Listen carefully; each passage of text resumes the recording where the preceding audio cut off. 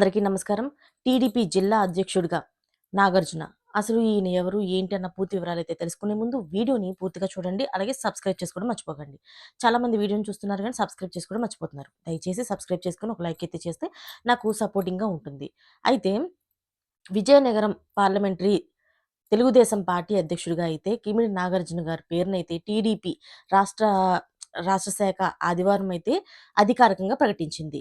ప్రధాన కార్యదర్శిగా విజయనగరానికి చెందిన ఆ నియోజకవర్గానికి చెందిన ప్రసాదుల లక్ష్మీ వరప్రసాద్‌ని నియమించింది. అలాగే నాగార్జున తూర్పు కాపు సామాజిక వర్గానికి చెందిన వారు కావడంతో పాటుగా, అలాగే లక్ష్మీ వరప్రసాద్ గారు యాదవ సామాజిక వర్గానికి చెందిన వ్యక్తి. అయితే వీరిద్దరూ కూడా బీసీ యువకులు కావడం అయితే విశేషం. ఈ నేపథ్యంలోనే విజయనగరం జిల్లాలోని మునిపెన్నడూ లేని విధంగా ఈ పర్యాయం టీడీపీ అధ్యక్ష, ప్రధాన కార్యదర్శుల పదవులు 2 కూడా బీసీలకే దక్కాయి. అయితే కిమిడి నాగార్జునకు 2024 ఎన్నికల్లోని టీడీపీ అధిష్టానం జిల్లాతో పాటుగా ఇతర జిల్లాల ప్రచార బాధ్యతలను కూడా అప్పగించింది. అందుకు అనుగుణంగా ఆయన చాలా చురుగ్గా అయితేని పనిచేశారు. ఆ పార్టీ విజయం సాధించడంలోనైతే ప్రధాన పాత్ర పోషించారు.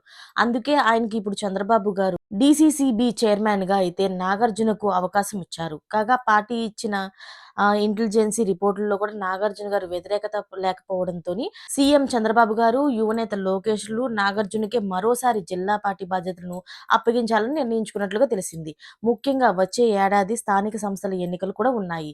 పార్టీలో ఎటువంటి విభేదాలు తావు లేకుండా నాగార్జున నడిపించగలరు. వారు వి నమ్ముతున్నారనమాట. అందుకని ఆయనకి మరో అవకాశం ఇచ్చినట్లుగా తెలుస్తుంది. ఇలాంటి మరిన్ని లేటెస్ట్ అప్డేట్స్ కోసం ఛానెల్‌ని అయితే సబ్స్క్రైబ్ చేసుకోండి. Thanks for watching friends.